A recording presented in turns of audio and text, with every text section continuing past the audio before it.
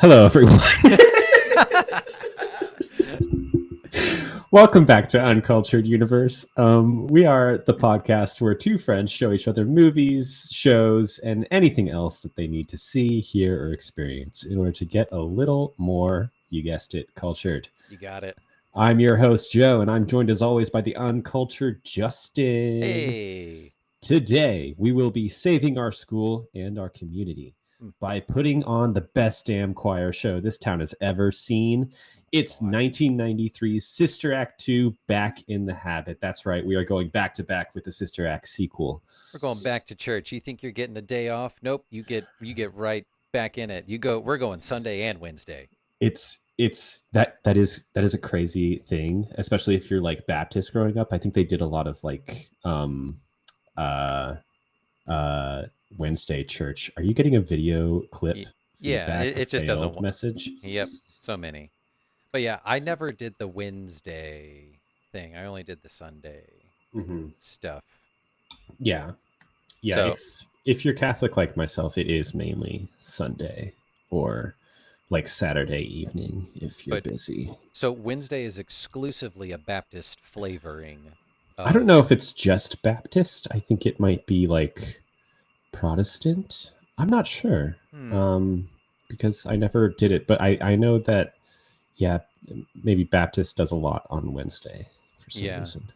They're just like, what's halfway between Sundays? It's like Wednesdays smack in the middle of the week. Let's do it then. It's like people who celebrate their half birthdays. Exactly. Oh my God. Yeah, right. It's it's like Jesus and his birthday on Christmas, and let's also throw in some Easter love. Yeah, Easter is like Jesus's half birthday. That's how that works. It is. Man, this movie. Man, I had a fun time, but admittedly not as much fun as I had with the first one. Okay, we're going to get into it, and I'm only going to allow a certain level of slander against this one, so be on your guard. We covered Sister Act, 1992 Sister Act, as my previous episode a couple episodes ago, and that was kind of the bridge towards me covering Sister Act 2, which is like wherein my true culture lies, if you will. Wow.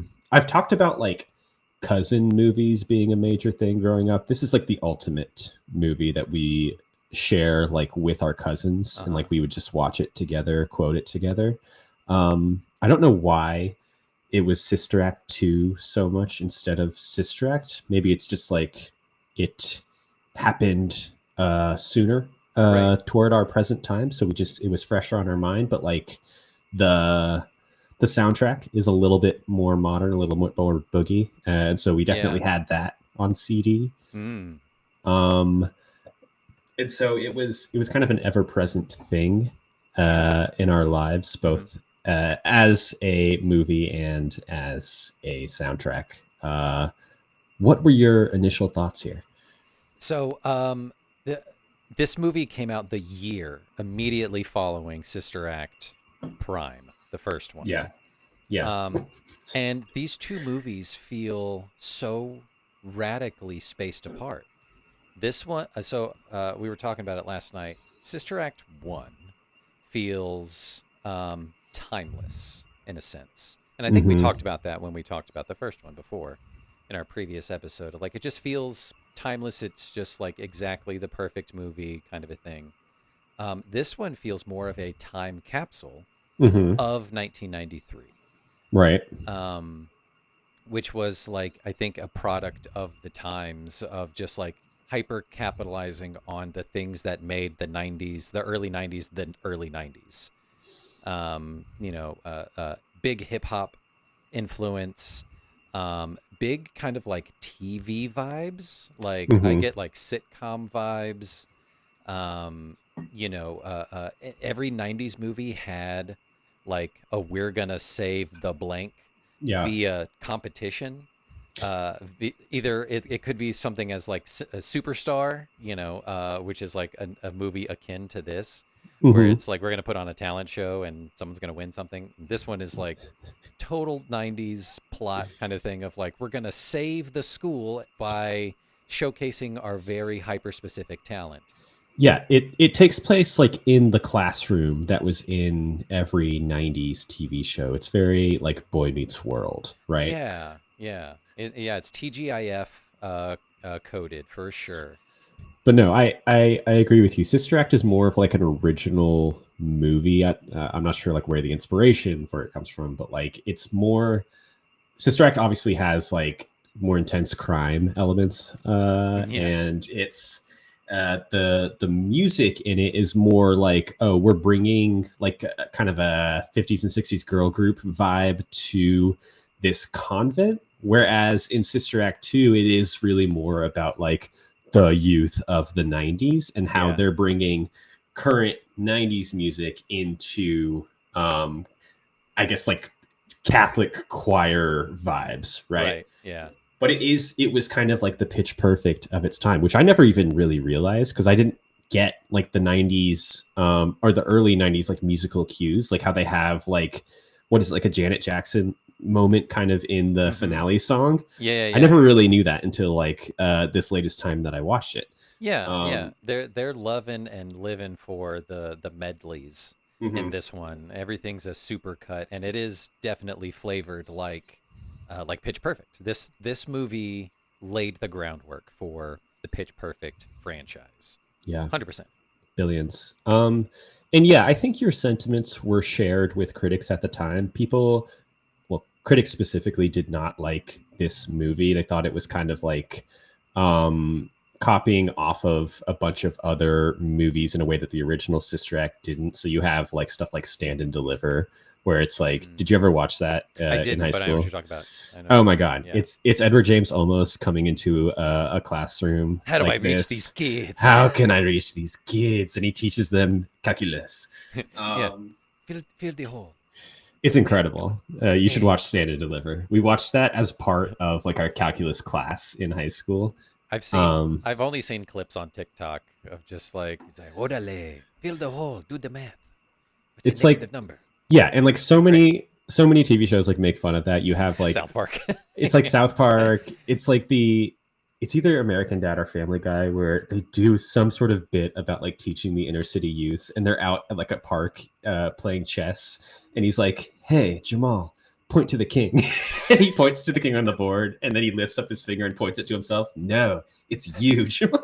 And the kids are like, Oh, "Oh." I love it. The So the hype of hope. The hype of hope in the 90s was sky high of like, you know, feeling the influence from your elders, feeling the influence from your community and things like mhm. that, and it was all really feel good kind of kind of a flick, kind of a story. But yeah, you're right. Like it's exactly that. What was it? Dangerous Minds or Yeah, whatever with yeah. Michelle Pfeiffer. Someone from like the outskirts coming into the inner city. Inner city was big in the 90s. Mm. So that was like the initial critical reception, people being like, this is unrealistic. This is kind of like a super quick follow up to Which kind of it was. capitalize on the first movie, obviously. Yes. And it worked. We'll get into kind of like the budget and gross of all of this. But I Ew. wanted to mention there's been kind of like a critical reassessment of this movie, especially as part of like a piece of like black cinema. From what I was reading, this movie was directed by Bill Duke, who, if you look up Bill Duke, he's like one of the guys from Predator, who's like on the Predator crew with Arnold Schwarzenegger. Do you know Yes. who I'm talking about? Yes. Yeah, he directed this movie. Fuck yeah, Um, dude. and so many like singer songwriters kind of reference this movie as an inspiration, like modern singer songwriters reference this movie, and like folks like Lauryn Hill in this movie as an Mm. inspiration for getting into the music industry, and just like Wow. kind of the infectious energy and like the talent displayed by the cast in this movie, despite the story itself being kind of ridiculous and cliche a little bit.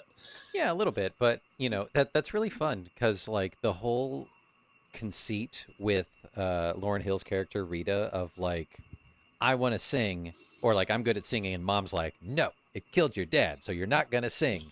It's Money, singing doesn't pay the bills. But like, I love that modern singer songwriters are seeing that and being like, no, fuck you, you're right. Like I am gonna sing. I'm gonna make something of it. Listen, ultimately, it is a bunch of cliches that they threw together into a movie, but the cliches are so comfortable, especially from like us living in 2025. Like this feels like such a comfort movie.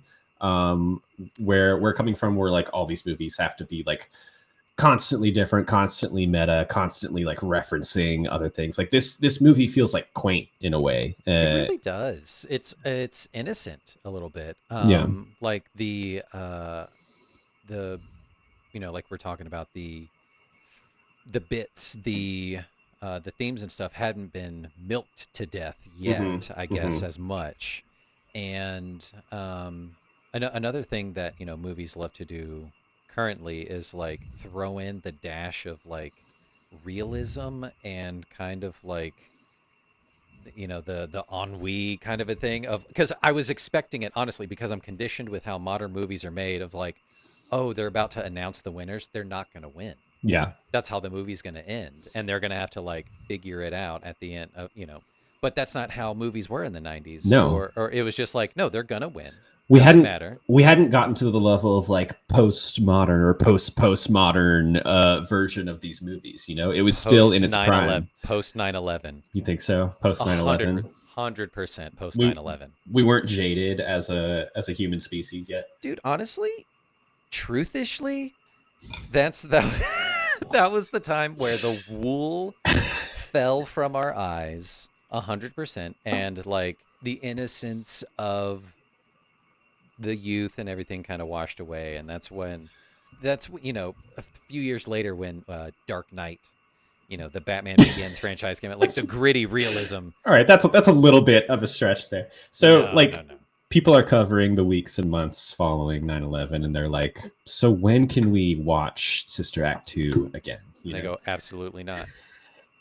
Because like if you compare it to something like Pitch Perfect, there's a sheen, a filter of some hard truths that are put on there. Yeah, it's a little nastier. It's a little meaner, and it's a little more realistic, I guess. There was some bits of realism throughout Sister Act 2, but at the end, it all comes together in a bow. The obvious evil superintendent villain didn't get his way, and the struggling inner city school kids save their school. Listen, I want to talk through all of the ways this story had to like come together to exist, and how so much of it doesn't make sense. Give me. But like my thought right off the bat is like, yeah, it's a lot of like kind of cliched nonsense, but it's acted in a way that is believable, and I think a lot of the performances are actually really good, especially a lot of the kid performances, which can oftentimes be like cringe to high hell. You can kind of tell they're maybe having a good time doing this, and like the chemistry between them and and Whoopi Goldberg is great. But yeah, let me kind of get into the stats here, and then we can talk about like how this movie grows out of the first one, because this is the first time on this podcast we've had like a sequel movie that we've talked about like immediately to another movie that we talked about. Yep. All right, Sister Act 2, Back in the Habit. Directed by Bill Duke, starring Whoopi Goldberg, Maggie Smith, Kathy and Jimmy, Wendy McKenna, Mary Wicks fan club, James Coburn, Barnard Hughes, Cheryl Lee Ralph, Lauryn Hill, and a whole crew of inner city youth with hearts of gold. Released in December of 1993. So yeah, it was like a year and a half after, basically. Incredible. Made 125 mil against a budget of 38 mil. So not bad, even by today's standards. That would have been a total success today. Totally. So you have the first Sister Act, which is kind of like more of an adult comedy movie. I think it's actually rated PG-13, which is crazy. Wow. Because it has like that crime element that is completely missing. There is a murder that takes place. Right, Yeah. right. The whole like Harvey Keitel stuff, which is like the driving force behind Dolores going into witness protection, which is the driving force behind like her getting into the convent and all that stuff. And so you're the producers of that movie. That movie's a huge hit, makes a ton of money. You think, okay, we got to get a sequel, got to strike while the iron's hot, right? Yeah. How do we do this again? Because you can't like go into witness protection again. Yeah. And so you think of like, yeah, Dangerous Minds is happening, Stand to Deliver is happening. She's got to teach those kids, right? But how is she going to reach those kids? Listen, Now you're cooking. standing up for this movie, I think it bridges the gap from the first one to the second one in an interesting way, because a lot of the theme of the first one is about like the sisters in the convent growing out of the convent and like going out into the community and helping them. And then Sister Act 2 picks up with like, okay, they're completely out of the convent at this point, we're assuming, and a select few of them are teaching at a school. So we're kind of trying to like revitalize this school, keep it going, but we're with the youth, we're with the community, all because of what Dolores, Sister Mary Clarence, helped us to do. And so that theme of like, it's about the community, it's about how this convent kind of keeps the heart of the community going, keeps going in this second one. So I think that's kind of an acceptable basis for us to start off on. Now we get into kind of wacky town. So you start the movie with Sister Mary Clarence, Dolores, is a Las Vegas showgirl, act Headliner. She got her biggest dream. So in the first movie, where we're kind of like starting in this dingy Reno casino, and she's kind of playing in the back with a couple other singers, she's got this whole, I love how it's still like dinner theater in Vegas, but she's got just like a little bit more budget, a little bit more budget, much better production. And she's singing essentially about the story of the first movie, but doing like a whole like medley. It's really fun. And so the nuns come back and they're basically like, we need you to come back, and because like Reverend Mother needs help. They convince her to come back to San Francisco for some reason, because she wants to go help Maggie Smith because they're friends. And then if there was ever another point where they would break the fourth wall, because they did at the end, it was going to be at this moment when she's talking to Maggie Smith, and she's like, guilt? I would never. I'm a nun. Listen, Camera, like, I would have loved it. Listen, if they had to pick one crazy thing to drive this entire movie off of, like, Catholic guilt is the one to go with. The entire premise of this movie is like Maggie Smith guilts Whoopi Goldberg into coming to teach at this high school, right? To help these kids, and that basically kicks off. Okay, you're gonna. These kids are uninspired. It's the youth of America, tale as old as time. How can we teach these kids? How can we reach these kids? And you're gonna come back and teach music. For some reason, there's a little asterisk at the bottom. You have to also be a nun during this, so we get you into the costume, and that kind of kicks us off. She gets into the classroom, and the rest is history. I missed the detail of like this is like a Catholic school, kind of, and it's so like there's no other like normies teaching. They all have to be nuns or monks. Teaching. I don't think they're monks. So I do like the introduction of like the father's side of things as part of this. So there's a group of, I guess, Franciscans that work at the school too, and they're all just like a bunch of nerds and weirdos a little bit. Big shout out, and this is me showing my parenthood skills. Father Ignatius, Michael Jeter, I think is his name. Famously in our household from Sesame Street. Oh. Specifically in the early 90s. Really? He was on a segment, inside a segment, He was in a little side Elmo story of Elmo's World, and he was like a friend of Elmo's, and he was Mr. Noodle, Oh my God. and he was like a silent kind of like clown kind of character, but like he was himself. He just wore big oversized clothes and just act really silly, like Mr. Noodle. That's not how that works. Hilarious. But he plays like the exact same kind of character in this movie, and he is a standout. We were like, Mr. Noodle, he's great. Yeah. Yeah. Love Michael Jeter. Kind of a gay icon. Unfortunately, I believe he died of AIDS not long after this, or complications related to AIDS. Yeah, But it was in like 90. No, it was like 2005 or something like that. was it later? Okay. He was in Jurassic Park 3. Oh my God. Okay. Yeah. And that was like at least 2001, right? Yeah. Okay. Okay. So he was around. My other Michael Jeter culture. Did you ever see Airbud? No. Oh, he plays the villain in Airbud. No. He is terrifying in that. He's like an Oh. abusive clown that is like the original owner of Airbud, and Airbud runs away from him to go be with the kid. Wow. And the whole movie is about like him realizing Airbud's famous now and trying to get Airbud back. Oh my God. He's so scary in that movie. That movie's insane. That's I can't imagine him playing a terrible character like that, because he's such a fun, silly little guy. His signature thing in that is like it's implied that he beats Airbud with newspapers. Jesus Christ. Yeah. Yeah. And so the dog is like afraid of newspapers. God, good Lord. That's his kryptonite. Yeah.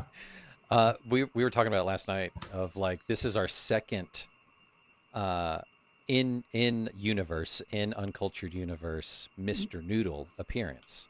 Now who's the other Mr. Noodle? In Elmo's world, they switch back and forth between Mr. Noodles. There's Mr. Noodle and Mr. Brother's brother, Mr. Noodle.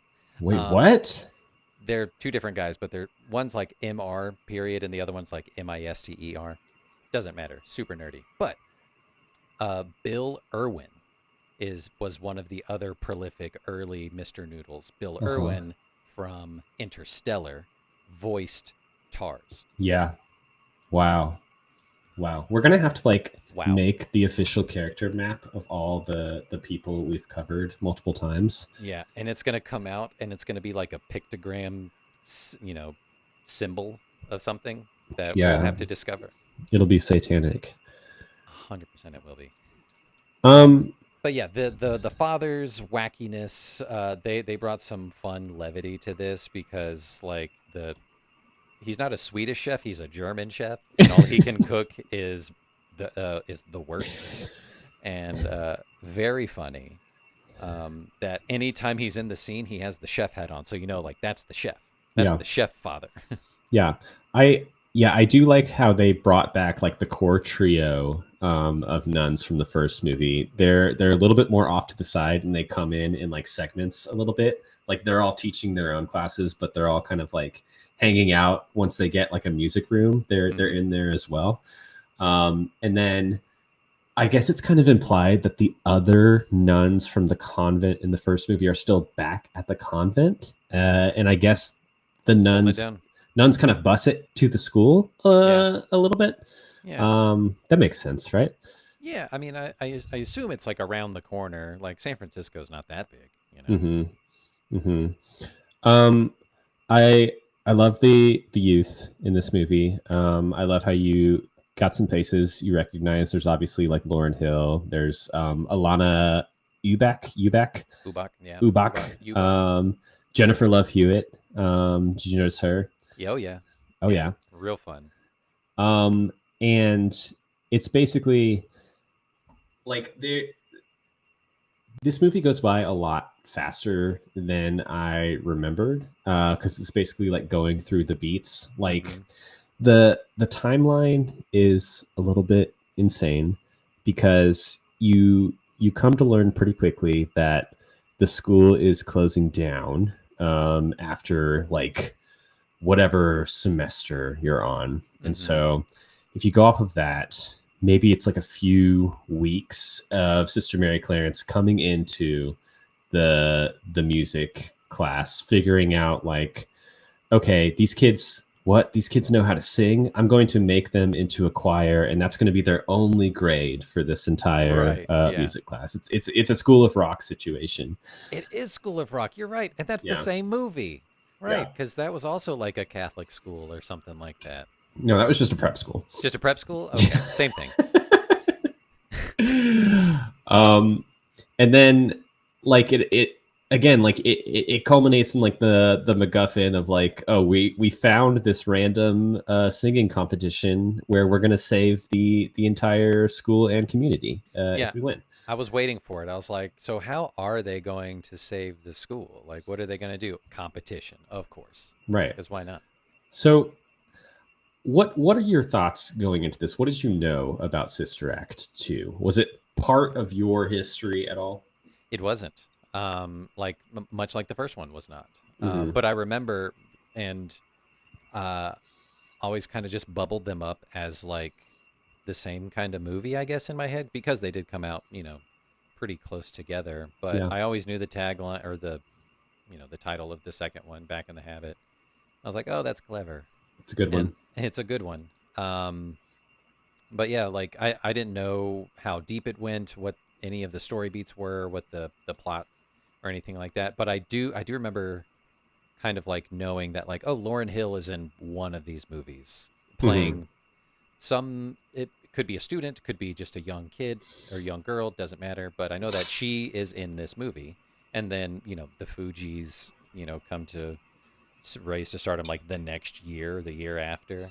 Yeah. And then did you know Lauryn Hill and the Fugees at all growing up? I did, yeah, from watching MTV, Ready or Not and all that kind of stuff.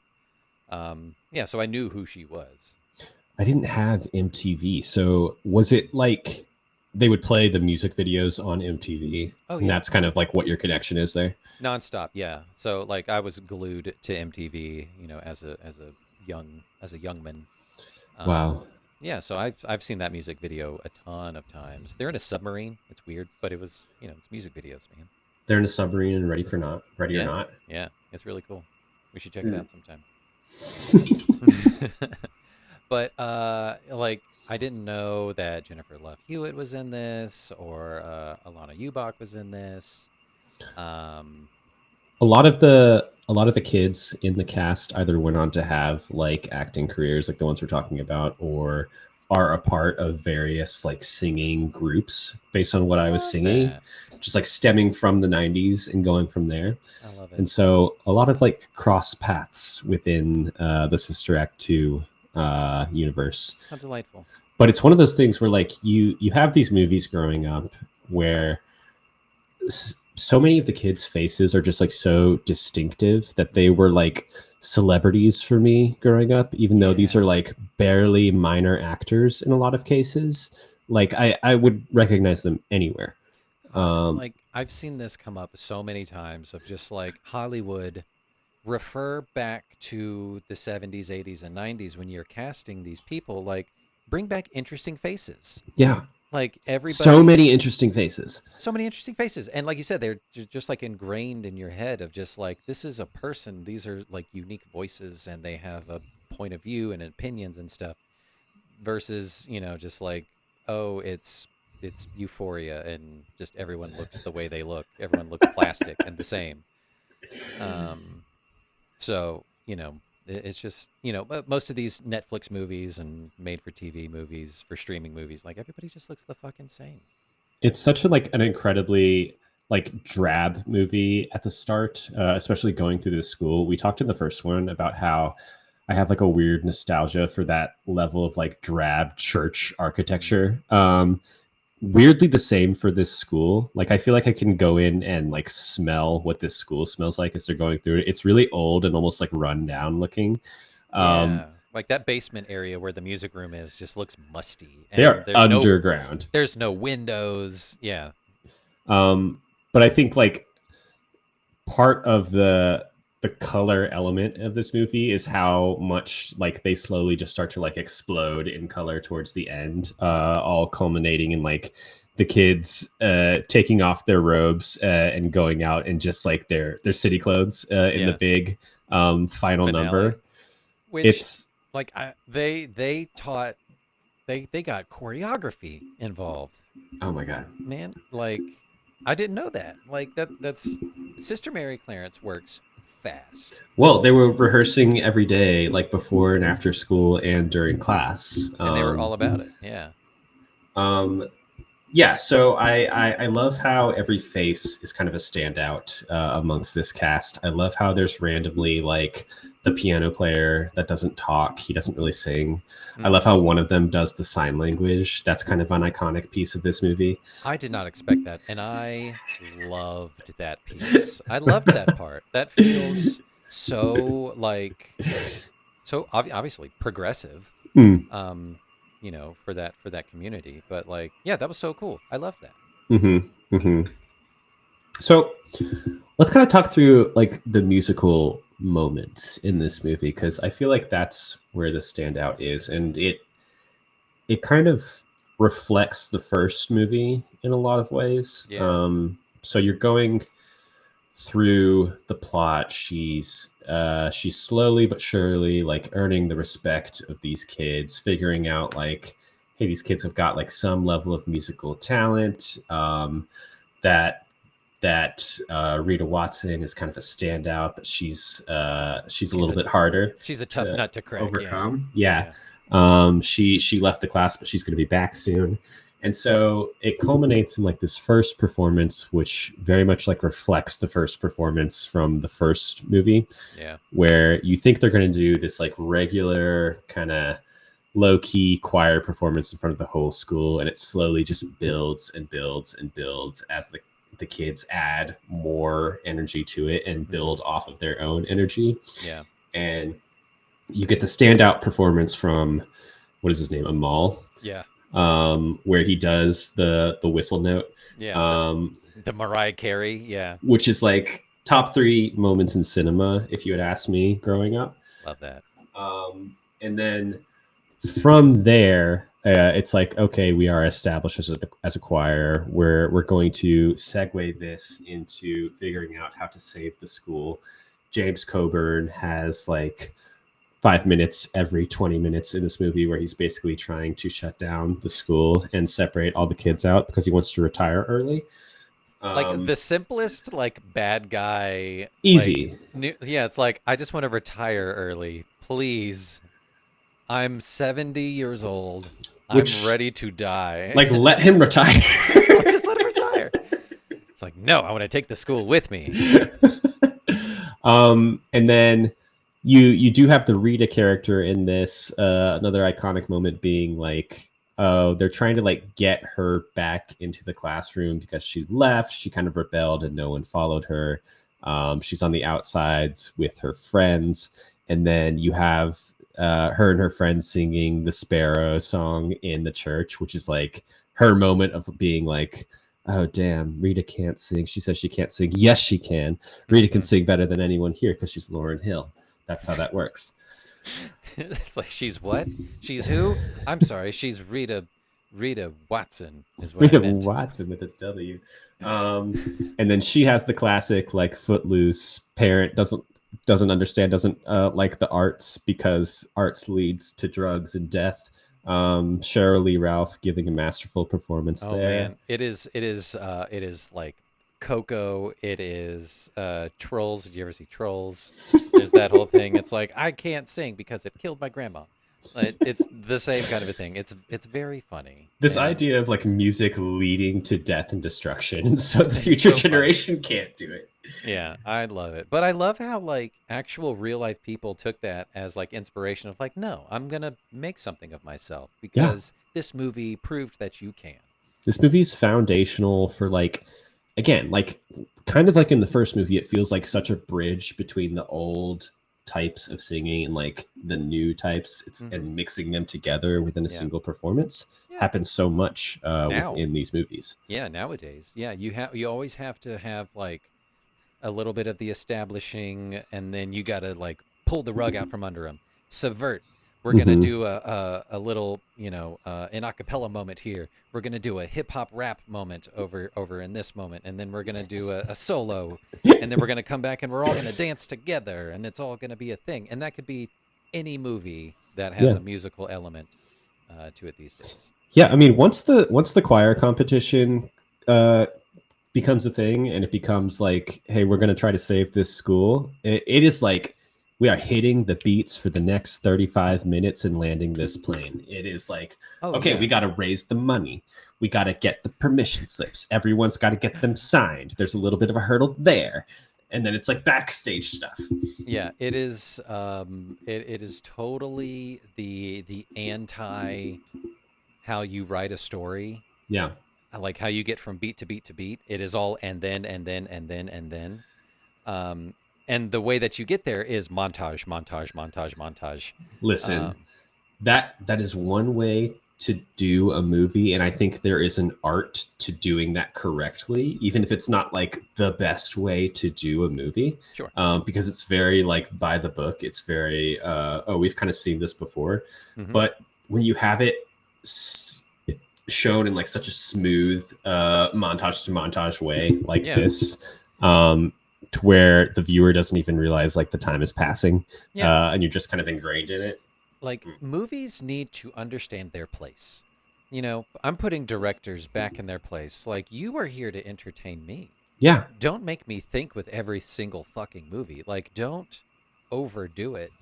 Don't like, if you were to gonna if anyone were to remake this movie, they would obviously, like we talked about, like they would pepper in so much like harrowing darkness realism to it. Kind of like how like Dead Poets Society kind of just like rips the safety net out from under you in the back half. Mm. And yeah, it would not be a magical entertaining movie anymore. It would be a thinking piece of like, Yeah. and that's not what it should be. That's not what this movie is. This movie is an entertaining through and through 2 hour long movie of This movie is, there's no way this movie is 2 hours long. motherfucker. This movie's a tight 90, if hour anything. hour 47. You're right. Hour 47. Is it really an hour 47? Yeah, dude. Wow. I would have said this movie's like TV movie length. Well, it does feel kind of like made for TV movie, with the montages, with the school setting, Mm-hmm. and with a lot of the kind of quick heel turns that the students have to make sometimes, Mm-hmm. where they're like, "Man, we're not going to make it in this competition," and then the adult figure gives up on them, walks away, and then Yeah. someone stands up and goes, "Hey guys, we need to do better." That Because they does- believe in us, and they're like, "Yeah, you're right." That does happen multiple times, and again, I'm just like, I'll allow it. Yeah, go. That's not how It's real like, teenagers work, let- but yes. Let the children pave the way. Yeah.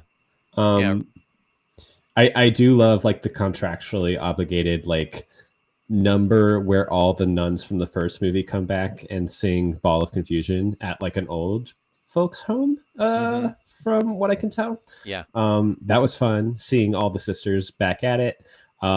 They also have like a lot of cameos of the sisters during the Get Up Off of That Thing number when they're Yeah. raising money, Uh-huh. dancing in the street. And then what else? Yeah, there's like little moments of like some of the students just like out on the sidewalk at night, like talking about music class and whether or not they should like be sacrificing their reps to like really shoot for a future here. Yeah. And they're like lots of like, this is whack, sort of talk. Everything's whack. Yo, that's Yeah. whack. I was not a big fan of Frankie, and his appropriation. Oh, you didn't like Frank K? Frank Hay. Oh, hey. Justin, it was the 90s. It was the 90s, man. That's what, that's what they did. Yeah. But he, his hip hop rap skills, they were whack. They're down with God. Oh my god, that got an LOL from me. That was good. Listen, there's so many just like random moments and lines from this that my family quotes for no reason. The one girl in the back of class just randomly deciding to say like, "Hey, can we spice this up a little bit?" and singing and then Yeah. she gets no more lines Nope. throughout the entire movie. Didn't need to. She propelled the plot forward. The one stagehand towards the end who says, like, your teacher says, take off your robes, please take off your robes. Yeah. Iconic. I will So just funny. It's one of those things where, like, I can randomly text someone, like, your teacher says take off your robes. Yeah. We're gonna go out there comfortable if we're gonna go out with anything. And then yeah, like I think once they're announcing the winners of the all-state music competition, once like they get past first runner-up, like, you know, they're gonna win. Like they're not going to be lower than fourth, you know. No. So it's kind of process of elimination at that point. But I was bracing for that, of just like, you man, really thought it was going to be like, I really thought the real win was the friends we made along the way. No, pretty much, Justin. it's like, man, guys, you know what? But we came together, didn't we? Promise you'll stay in touch when we all get bused to different schools next year. The real win is winning, actually. Yeah. I'm married to winning. This is a real quote someone from my job said. Oh my God. Married to winning. To winning. What does that mean? The concept of winning. The concept of winning. I'm married to it. I have been going to therapy with the concept of winning. Things are not good. We have 2 kids. Winning is endangering my life. Her family's toxic. So bad. All right. We're gonna get through kind of just final notes here. Justin, are you drinking anything? I was kind of sipping on something this whole time. What do you got on your end? You drinking water right now? I'm drinking some water. It's holy water. Okay. We'll allow it. Holy water. My chosen cocktail for this episode, I'm calling it, what did I call it? Oh Hoppy Day. That's genius. Yeah, it's basically, what is it called when you mix the lemonade with the beer? A growler? No, a shandy. Shandy. I was like, Arnold Palmer. That's different. It's lemonade and a beer. It's a no hoppy day. All right, let's get into let's kind of just clear out our notes here, and then I have a game for you that I want you to play. Yay. What are the rest of, like, your thoughts and prayers of the movie? What are you feeling here? My thoughts and prayers on this are, admittedly, like I said at the top, I dug the first one a lot more. Mm-hmm. And we talked about some of those things of, like, that's a wholly original kind of story, kind of fish out of water kind of a thing, but driven by the performances, driven by the magnetism that is Whoopi Goldleaf. Widow Whoopi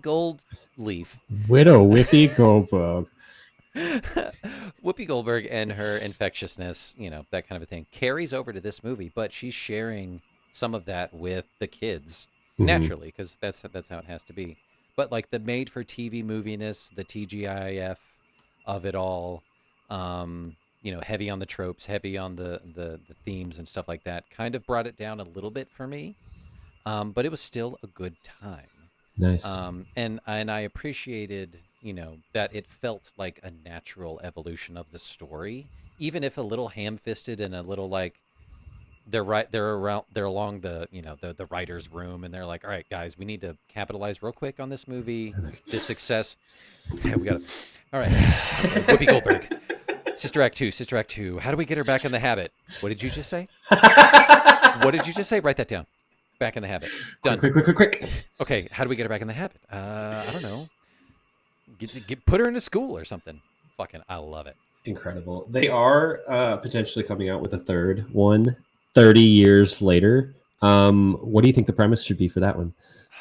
It needs to go back to Vegas. It needs to be in Vegas. Just Sister Act in Vegas? Yeah, like it, and make it meta of, like, she's putting on a show as herself when she first went to the convent. So it's like the classic trilogy where, like, you call back story beats from the first movie. You bring back the murder plot element of it. But it's like in the show. In the show. Okay. But then there's still, like, mystery and intrigue and things there. And the students are now grown up. You know, one of them's strung out on drugs or something. Who knows? Yeah. But, like, they come back One of them is running the school. Like, but it's got to be centered in Vegas, and it takes place inside the Sphere. Interesting. My mind immediately went to like, oh, it's got to take place in a prison somewhere. I don't know why. Prison Break. Yeah. Yeah. Sister Act 3 on the Run. I looked up potential Sister Act 3 titles, and Whoopi Goldberg shared on the Colbert Late Show. She just obviously just riffing on the couch of Sister Act 3. Oh my God, it still fits. Or Sister Act 3, Blacker in the Habit, which is genius. But I think it was scrapped because Maggie Smith passed. And, most of the people from these two movies have also passed because they're playing old folks. Right.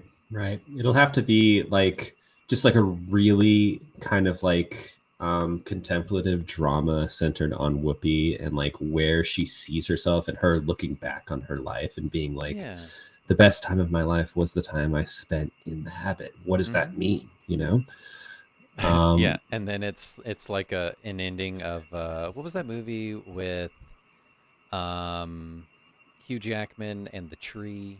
Oh, The Fountain. The Fountain, where she like ascends. It becomes just like multi-dimensional. Yeah, Darren Aronofsky directs. There's kind of a multiverse of multiple sister acts happening across different universes. There's a scene where there's like multiple Whoopies like behind her, and she like touches a mirror, and they all like ripple out behind her. Wow. Yeah. Sisters Act. Oh, and it's like a double helix kind of a thing, and there's like genealogy involved. No, they'll probably just do Sister Act, but replace the E with a 3 or something like that. Yeah. Or a hard reboot. Yeah, just do the same thing again. Let me get through some of my notes here. I like that her backstory that they give her is that she enjoyed being in a women's prison too much, and so she had to transfer to this school. The Tyler kid makes me laugh. Which one was he? He's the nerdy one who like keeps asking her questions so that she doesn't sit in the sticky stuff. Yeah, that's good. Maria doesn't know Mary had a little lamb. What an iconic little moment. Hilarious.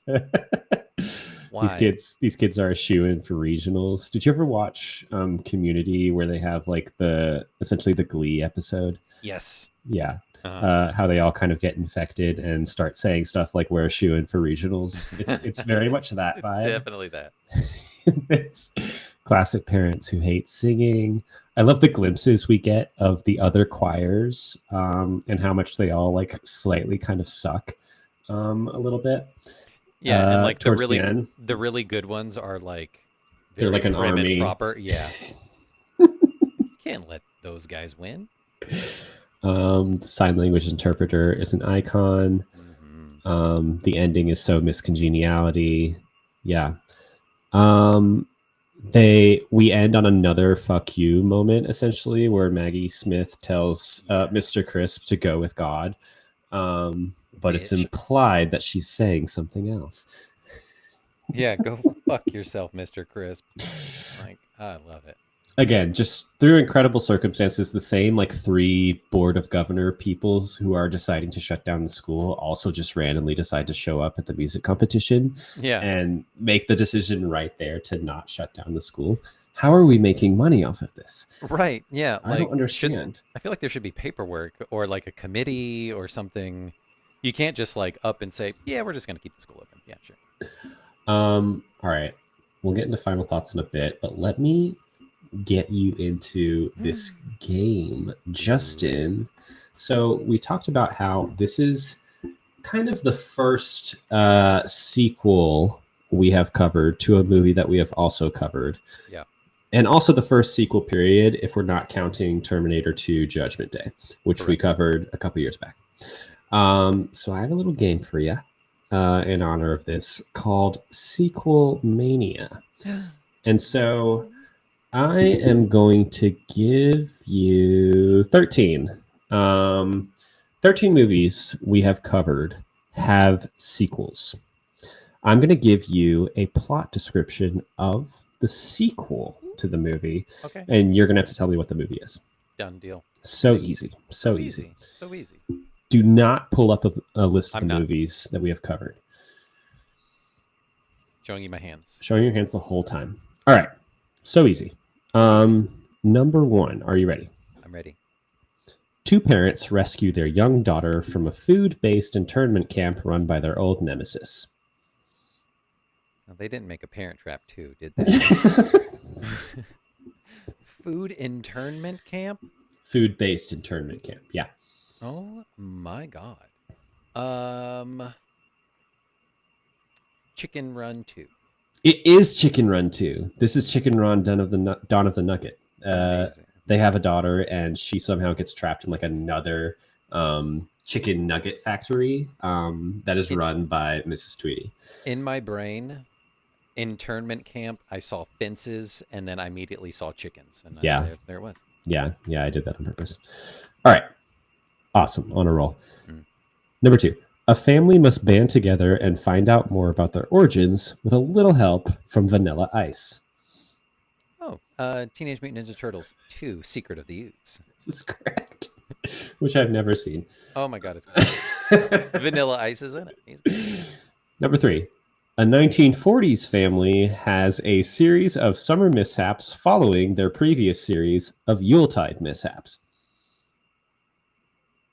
Okay, Christmas movie. A 1940s family. I'm genuinely wondering if you forgot that we covered this movie. The Family Stone 2. No.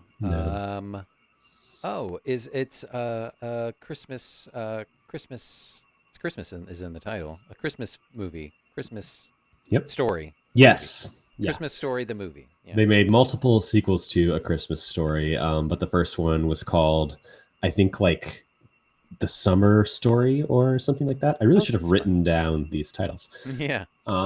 Yes, that's a sequel to A Christmas Story. All right. Number 4. A sarcastic and, dare we say, archonic villain is brought back to help the people she previously tried to murder. Ooh. She tried to murder them, huh? Did they bring back for Miss Congeniality too? They brought back Candace Bergen, yes. Yeah. Is that it? No. God damn it. Like she went to prison. Did she blow up? Listen, that would kind of make sense given the description I gave you. But no, she does not come back. Who's a famous lady villain that we have covered? So many of our listeners are just screaming at you right now. Screaming at me, yeah. Screaming. Call in, listeners, and give me a boost. Give me a helping hand. All right. Give me a hint. The lady villain's name is the title of the movie. Oh, it's The Devil Wears Prada 2. No. Which they're filming right now. No.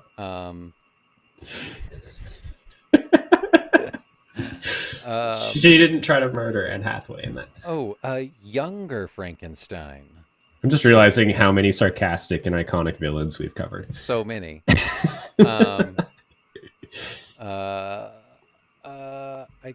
I need one more hint. God, this is all during a period where I think you're blacking out. I think I am. You watched this movie. This is one of my episodes. You watched it at my house. The sequel that I am referring to came out this year. Gladiator 2. Joaquin Phoenix comes back. Yeah, she comes back fiercer than ever. Let's see. It was not Tu Wong Fu 2 because we watched that at your house. Help the people she previously tried to murder. Sarcastic, is this iconic, does a little dance.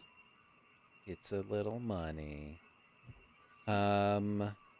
It's not Chicken Run. What other movies have we watched at your house, Joe? I don't remember. Okay. Think like classics of like the horror genre. What are the franchises we're thinking through here? Halloween.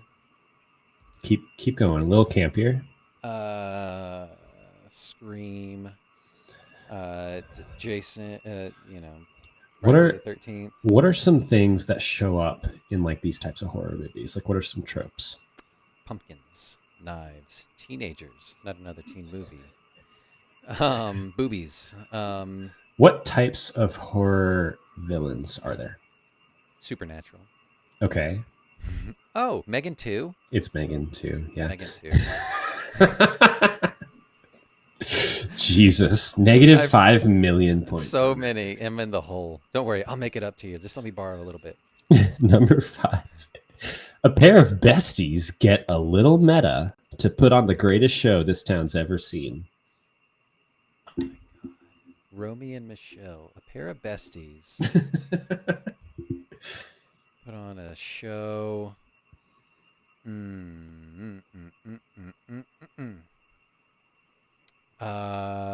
of besties. This is one of yours. You should get this. Was it? My lord.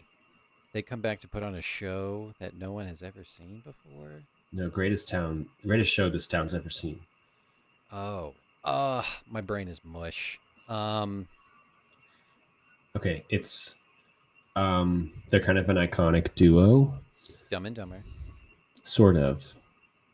Start there. Okay, and then go from there. Go to somewhere else from there. The Sandlot. No, not The Sandlot. The other baseball movie. No. Angels in the Outfield, too. No. The Rise. All right. Think like music. Think like 90s. Yeah. Okay. Okay. Think catchphrases, like really heavy on catchphrases. Yeah. Think wigs. Now you say something. Now you say some words. Oh, this is Wayne's World too. Yes. Yeah. Okay. All right. I'm struggling. These are only going to get harder, so I fear our time here. Yeah. Number 6 of 13. We don't know yet, but we're assuming a bunch of monologues about data privacy, Farmville, and the modern rise of fascism. It's got to be social. Wait, they're talking about making a Social Network 2 for some fucking This reason. is Social Network 2 that has not come out yet. Why are they making that? Like no one's attached to it at all. All right. Number 7. Mm. This time there's a girl one. Terminator 3. No. Although that makes sense. That absolutely tracks. God damn it. Interstellar 2. No. This time there's a girl one. Okay, I will say, I think there's definitely a girl one in this one. There may have also been a girl one in the first one that we watched. I can't fully remember, but this time there's definitely a girl one. A Bug's Life. No. There's a girl bug.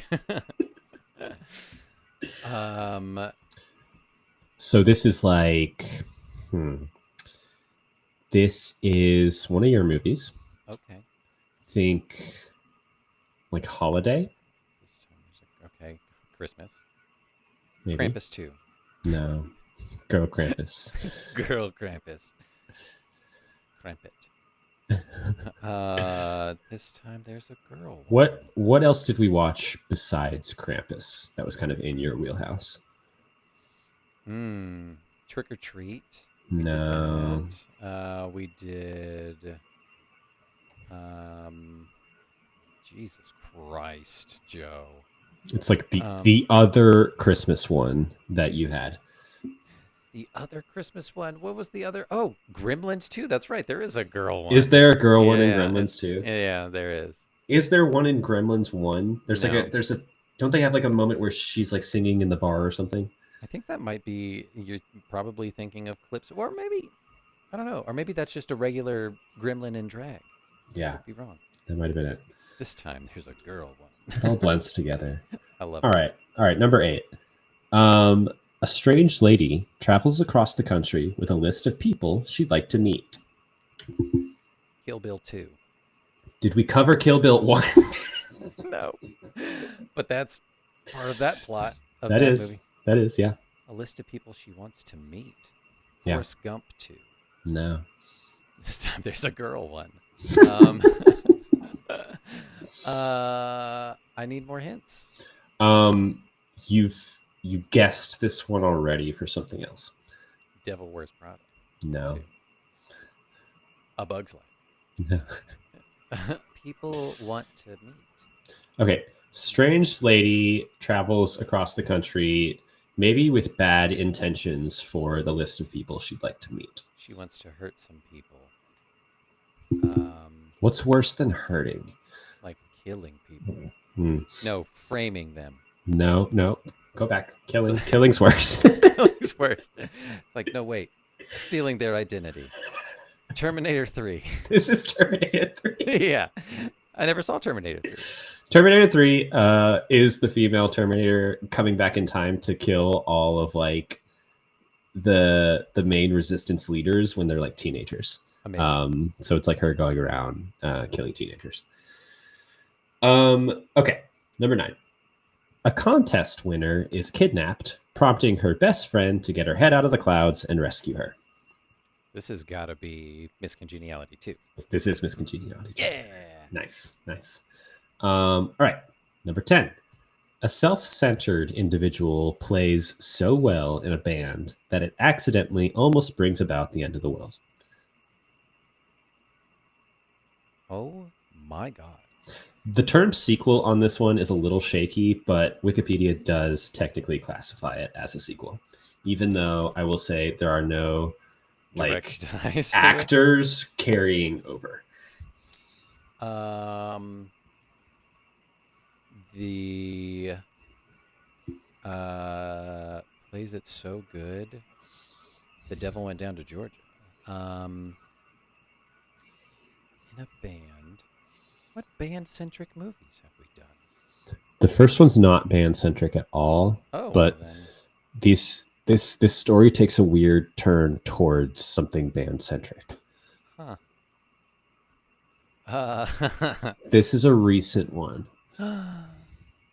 Okay. All right. What have we done recently? What have you done for me lately? What have you done for him lately? That was great as well. That was pretty great. Bluey. No. Oh my God. Okay. Interview with the Vampire. This is Interview with the Vampire. That's right. Yeah. That's right. So it becomes all about Lestat apparently, and he plays in a band, and that wakes up the Queen of the Dams. Aaliyah. Yeah. R.I.P. All right, we're getting there. Number 11. A young woman just cannot catch a break from the guy who used to room with her when she was a kid.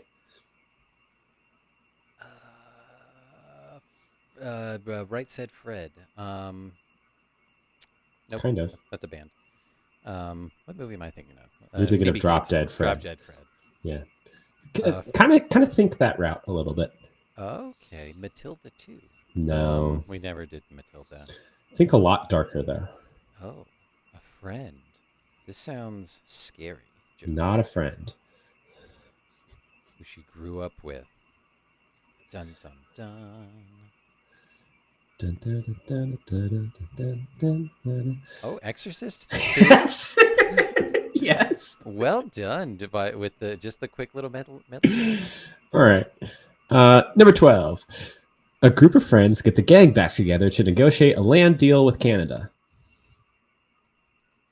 I have not seen this sequel, but I gather that this is kind of what it's about. A land deal with Canada? I think this movie would be very stupid if we watched Super Troopers 2? Yes. I was like, when have we ever brought up Canada? All right. Finally, number 13. I think they have cars now. Bug's Life 2. No. I think they have cars now. Gremlins 3. No. Terminator 4. This is the only other movie that we have covered on my list that has a sequel. Another one that has a sequel. 19... 14. Don't say 1917. 1918, 1917, 1920, 1921. Joe, I'm gonna keep going to We win. just keep going. What was the hint? I think they have cars now, I think they have cars now, and it's not Gremlins 3. based on what I'm seeing on the poster. The Handmaiden 2. No. Hmm. Also a recent episode. I think they have cars now. I really think you can get this one. I think they have cars now. Bluey. No.